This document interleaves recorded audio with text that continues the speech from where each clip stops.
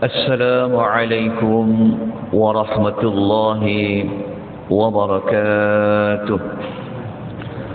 الحمد لله والصلاة والسلام على رسول الله وعلى آله وصحبه ومن والاه أما بعد. Sidang jemaah muslimin muslimat rahimani wa rahimakumullah. Alhamdulillah, pada pagi ini sekali lagi Allah Subhanahu wa taala memberikan kita rahmat, dengan Allah memberikan kita izin, memberikan kita hidayah, memberikan kita taufik untuk kita sama-sama menggunakan sedikit waktu yang ada pada pagi ini untuk kita menambahkan pemahaman kita bagi kita melihat ayat-ayat yang Allah sebutkan di dalam suratul Al-Kahfi. Pada hari semalam kita telah pun memulakan membicarakan tentang ayat yang ke-15.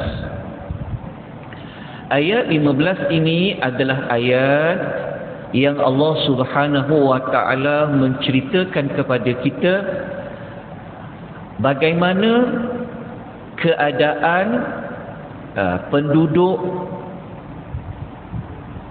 yang berada di tempat pemuda-pemuda tersebut.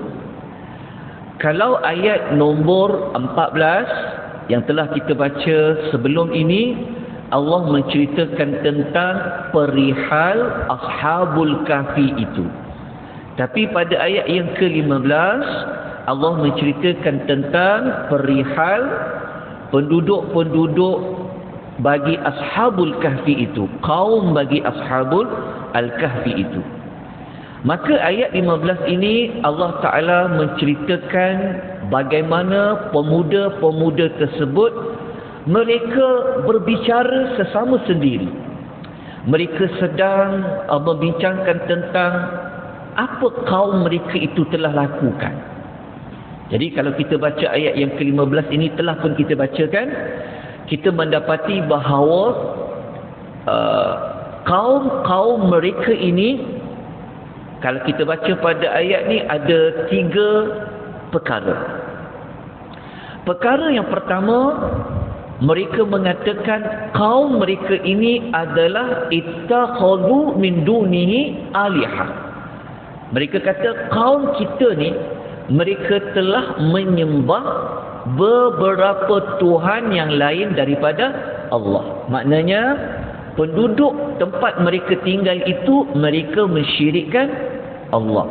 Cuma mereka mensyirikkan Allah ni agama apa? Sama ada mereka ni beragama Nasrani, adakah agama mereka agama Yahudi, adakah mereka ini Majusi?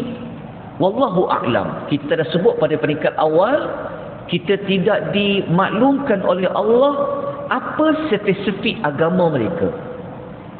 Yang pasti mereka menyembah tuhan-tuhan yang tak sepatutnya disembah. Sepatutnya mereka menyembah Allah. Itu statement yang pertama pada ayat nombor 15. Kemudian Ashabul Kahfi ini mereka mengatakan tindakan penduduk kampung itu mengambil tuhan-tuhan lain sebenarnya adalah tidak benar. Maksudnya tak betul lah. Kita kan tahu kan, hanya Islam saja, mengesahkan Allah saja agama yang benar. Jadi mereka mengatakan kaum kita ni, mereka tak ada hujah pun, mereka tidak ada bukti. Bukti dan hujah di sini telah kita ulas pada hari semalam adalah pada perkataan bisultanin, iaitu perkataan as-sultan. Perkataan al-sultan kadang-kadang ia merujuk kepada kekuatan, kadang-kadang ia merujuk kepada bukti ataupun hujah. Jadi pada ayat nombor 15 ni, dia bukan nak merujuk kepada kekuatan, tetapi nak merujuk kepada bukti dan hujah. Jadi Ashabul Kahfi ni mereka mengatakan, kaum kita ni, mereka tak ada bukti hujah yang jelas, yang boleh menyokong dakwaan mereka bahawa mereka patut mensyirikkan Allah. Kemudian perkara yang ketiga, mereka mengatakan, faman azlamu mimman iftara 'ala Allahi kadhiba. Mereka mengatakan, apa yang dilakukan oleh kaum-kaum kita tu sebenarnya, mereka ini telah membuat perbuatan yang sangat zalim. Apa yang sangat zalim tu?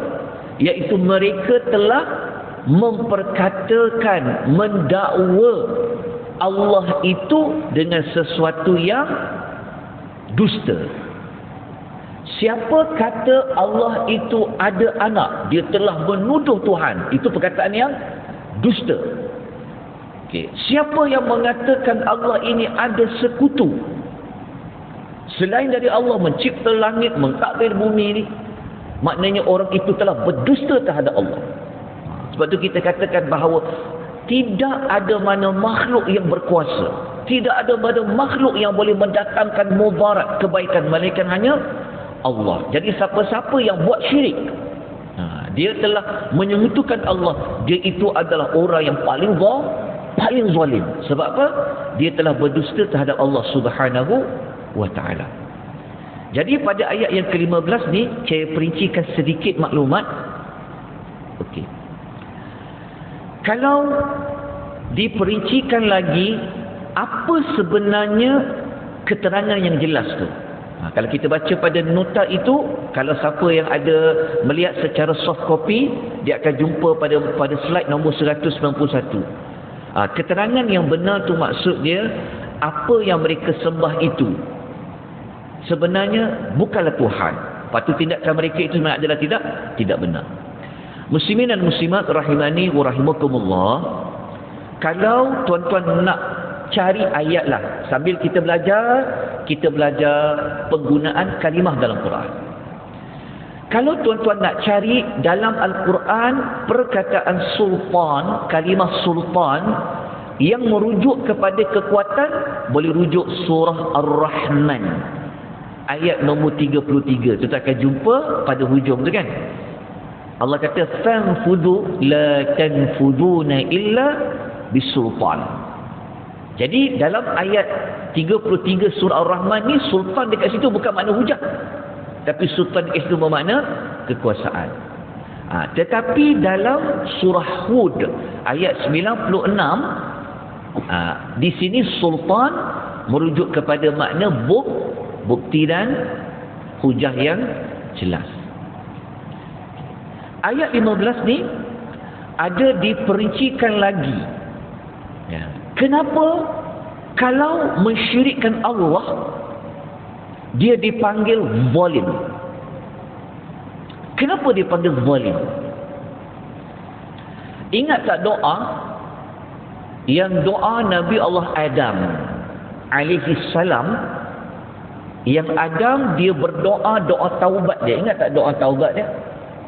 Yang dia kata Rabbana zalamna, kan dia kata Rabbana zalamna tu maksudnya dia kata, wahai Rabb kami telah menzalimi diri kami, kan. Kenapa Adam dan Hawa mereka mengatakan mereka telah melakukan kezaliman? Apa mereka buat? Kan Ashabul Kahfi kata apa? Kaum kita tu mereka telah melakukan perbuatan yang sangat zalim. Kenapa perkataan zalim digunakan pada dosa ataupun kesalahan? Okey, kata para ulama, seperti mana dalam kamus dia macam ni. Nak faham Quran, dia ada satu dictionary. Kita panggil kamus. Arab dia panggil kamus lah. yang ada satu kitab tu dia macam, kalau macam kita bahasa Melayu, kita nak tahu istilah, kita akan rujuk kamu Dewan Bahasa Pustaka kan, kita panggil kamus Dewan. Kalau ayat-ayat Quran ni, dia ada satu kamus yang dia terangkan, okey, kalimah ni makna apa, kalimah ni makna apa. Kamus tu kalau tuan boleh cari, dah ada terjemahan dah. Dia panggil kitab dia panggil Mufradat. Dia panggil kitab Mufradat yang dikarang oleh Al-Gharib Al-Asfahani rahimahullah. Di dalam kitab tu beliau menerangkan apa makna zalim ni. Kenapa Adam dan Hawa kata mereka telah melanggar arahan Allah mendekati sebatang pokok itu. Mereka kata kami telah buat zalim. Dan kita tahu pun dalam banyak-banyak perbuatan zalim, yang paling zalim kalau mensyirikkan Allah. Kita jangan nampak zalim tu hanya pada manusia, menganiaya manusia lain. Itu termasuk. Tetapi kalau kita buat dosa kepada Allah, sama ada dosa besar ke, dosa kecil ke, sebenarnya kita telah melakukan kezaliman. Tapi jenis zalim tu dia ada bahagian-bahagian. Okey, tuan-tuan ingat tak salah satu pesanan Luqman kepada anaknya dalam surah Luqman, surah 31 tu yang dikata dekat anaknya, dia kata, ya bunayya, wahai anakku, la tusyrik billah. Dia kata jangan kau syirikkan Allah. Lepas tu dia memberikan justifikasi. Kenapa tak boleh syirikkan Allah? Dia kata inna syirka la zulmun azim. Kan dia kata sesungguhnya mensyirikkan Allah itu adalah kezaliman yang paling besar. Okey, nampak tak perkataan zalim? Okey. Zalim dari sudut bahasa Arab, dan kebanyakan para ulama mengatakan zalim maksudnya meletakkan sesuatu bukan pada tempatnya. Faham tak maksudnya? Meletakkan sesuatu bukan pada tempatnya. Mudahnya macam ni. Allah perintah, macam Nabi Adam kan, Allah perintah jangan dekat dengan sebatang pokok. Jadi sepatutnya perintah Allah tu kena dilanggar ke kena ditaati. Kita panggil kena ditaati. Maka kalau kita langgar, tempat arahan tadi itu sepatutnya kena tinggal. Tapi kalau kita terbalik, itu dipanggil meletakkan sesuatu bukan pada tempatnya. Macam syirik, Allah itu tempatnya, kedudukannya, dia patut diesakan. Tapi kalau ada orang tukar tempat yang sebenar tu kepada menduakan Allah, mensyirikkan Allah, dia panggil zalim. Itu cara ringkaslah. Okey. Daripada ayat 15 ni kita boleh dapat pelajaran dia. Yang pertama, tindakan pertama yang perlu kita ambil dalam perkara ibadah, perlu ada ilmu. Macam penduduk Ashabul Kahfi tadi, kesalahan mereka apa? Mereka tidak ada hujah, tidak ada bukti yang jelas bahawa dakwaan mereka itu adalah benar. Menunjukkan bahawasanya kepada kita dapat belajar dalam bab ibadat, dalam bab mendekatkan diri pada Allah, maka kita perlu ada ilmu. Tindakan yang kedua, kita tidak boleh memperkatakan tentang Allah tanpa ilmu. Walaupun kita tak syirikkan Tuhan, tetapi apa, penduduk kampung tu kan dia cakap Tuhan ni begini, Tuhan ni ada Tuhan lain dan sebagainya. Maksudnya mereka telah berdusta, mereka telah cakap pasal Allah tu satu kata-kata dusta. Di sini kita dapat belajar kita tidak boleh memperkatakan sesuatu pun tentang Allah itu tanpa ada ilmu. Kita tak boleh kata Allah kata lagu ni, Allah kata macam ni. Dia sama macam tafsir. Kadang-kadang kita tafsir ayat Betul ke Allah cakap macam tu? Sedangkan Allah masukkan lain. Ini bahaya sebab kita telah memperkatakan apa yang Allah tak kata. Dekat situ juga kita boleh dapat ambil pelajaran. Okey.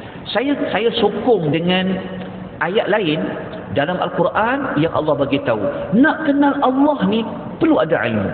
Seperti mana ayat surah Muhammad yang Allah gunakan fa'lam. Allah kata ketahuilah. Maknanya Allah kata ada ilmulah wahai Muhammad tentang Allah. Okey.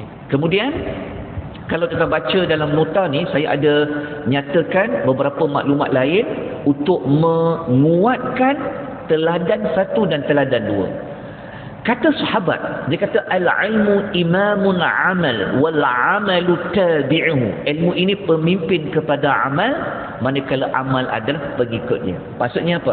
Kalau kita nak beramal, nak dekatkan diri pada Allah, kita kena tahu betul ke cara dia macam tu. Maksudnya kita kena tahu dulu baru kita amal. Jadi amal yang kita buat ni dia ikut ilmu kita. Contoh. Pagi tadi sembahyang subuh, pagi ni jugalah. Kenapa kita baca rakaat pertama surah Sajadah pada pagi Jumaat? Kenapa? Sebab orang dulu buat kan? Ke macam mana? Kenapa? Kita kata sebab ada hadis yang Nabi mensyariatkan baca surah As-Sajadah pada rakaat pertama Al-Insan, rakaat kedua pada salat subuh. Maknanya berlandaskan ilmu. Faham tak maksudnya? Kita tak nak orang dulu buat, kami buatlah. No. Perbuatan yang macam tu kalau betul tak apa, tapi memang salah. Kalau yang salah ni dia mempunyai karakter orang-orang yang sesat. Dia panggil membetuli. Tapi kita kena ada ilmu. Kenapa? Dia kata kerana ada hadis. Okey, cuma kalau kita dalam lagi, kita tanya soalan pula. Kenapa dipilih surah Sajadah dalam banyak-banyak surah? Kenapa surah Sajadah dibaca rakaat pertama hari Jumaat? Kenapa? Itu soalan yang kita kena kembangkan lagi. Kerana ada sujud sajadah, Ustaz. Kalau hanya kerana nak sujud sajadah, dalam Quran ada 15 surah yang ada sujud sajadah. Kenapa tak baca surah Al-Alaq? Surah Al-Alaq yang Iqra' bismi rabbika tu kan lagi pendek. Betul tak? Ayat hujung tu. Kan? Kalla, Allah kata apa hujung tu kan? Wasjud wa qatarib. Boleh sujud sajadah. Kita cari jawapan dia. Kerja rumah untuk 2 hari ni. Tak, maksud saya contoh. Jawapan dia mudah je. Hadis yang sama digunakan mencari sebab apa? Okey. Sebenar-benarnya bukan kerana nak sujud sajadah. Bukan kerana kita nak sujud sajadah. Tetapi ini saya nak bagi contoh, kembangkan lagi ilmu tu. Okey. Adam diciptakan hari apa? Nabi Adam. Hari Jumaat, betul? Ni hari Jumaat ni hari yang sangat mulia dalam banyak-banyak hari. Sampaikan Nabi kata apa? Kenapa dia mulia? Adam diciptakan hari Jumaat, dimatikan hari Jumaat, masuk syurga hari Jumaat, taubat diterima hari Jumaat, kiamat nak berlaku hari Jumaat. Apa related dengan sajadah dengan insan? Surah Sajadah Allah menceritakan asal usul Adam pada ayat wa bada'a khalqal insani min tin. Itu pasal Adam. Dia masuk surah insan. Betul tak surah insan Allah menceritakan asal usul manusia? Betul kan? Hal ata 'alal insani hinun min ad-dahr lam yakun shay'an madhkura. Allah kata, hei insan, engkau dulu ni tak pernah ada. Sebelum engkau ada, kau nak sebut apa pun tak ada. Nak panggil manusia pun tak ada. Betul tak atau usul manusia? Ayat kedua Tuhan kata, inna khalaqnal insana min nutfatin amsyajin. Tuhan kata, kami telah menciptakan kamu daripada air mani yang bercampur. Maknanya asal usul manusia. Sebenarnya, kenapa dipilih sajadah dan al-insan dibaca pada pagi Jumaat? Bukan kerana sujud tilawah semata-mata, tetapi kerana surah as-sajadah dan insan mengingatkan kita asal usul kita sebenarnya dari siapa, dari apa, untuk apa. Kalau tuan tak percaya, kata saya lah, saya nak bagi tuan bahawa ilmu ni penting dalam beramal. Faham tak maksud dia? Okey, kalau tuan baca kan, tuan akan tahu sebenarnya surah sajadah ni Allah Ta'ala nak suruh kita recharge maksudnya Allah Ta'ala nak ingatkan kita, kamu dulu ni dari tanah, kamu dulu ni daripada air mani. Apa maksud dia? Sebenarnya Tuhan nak suruh kita tunduk, pasrah, ingat Allah, ingat asal usul kamu kena buat apa. Itu yang kalau kita baca surah Insan, kita cari surah Insan 14 ayat Allah sebut tentang syurga. Satu ayat saja Allah sebut tentang neraka. Kenapa? Kerana Allah nak suruh kita insan, pergilah syurga, jangan neraka. Satu ayat je. Kait dengan surah sajadah, Tuhan kata, ingat tak bapa kamu, tempatnya asalnya di mana? Tempat asalnya adalah di syurga. Itu sedikit maklumat. Nanti kita habis suratul kahfi, nanti kita belajar sajadah, al-insan, al-mul. Kita akan belajar insya-Allah. Jadi maksudnya kita dapat belajar apa? Ilmu ini penting dalam mendekatkan diri pada Allah. Kenapa kita baca? Kenapa kita salat? Kenapa kita buat ni? Kita kata ada sandarannya. Itu ringkasan dia lah, hasil daripada ayat nombor 15. Okey. Jadi kita pun dah 22 minit. Minta maaf saya lebih sikit pada pagi ni. Saya mohon ampun dan maaf. InsyaAllah pada minggu depan kita akan masuk kepada ayat yang ke-16. Apa yang pemuda ini lakukan setelah mereka tahu penduduk tempat mereka ini telah teruk, mungkar berlaku. Apa yang mereka buat? Adakah mereka bersama-sama dengan penduduk tersebut? Ini kita akan bincangkan pada ayat nombor 16 insya-Allah. Okey, insya-Allah. Baik, kita sudahi dengan tasbih kafarah. Subhanakallahumma wa bihamdika asyhadu an la ilaha illa anta astaghfiruka wa atubu ilaik. Wabillahi taufiq wal hidayah. Wassalamu alaikum warahmatullahi wabarakatuh.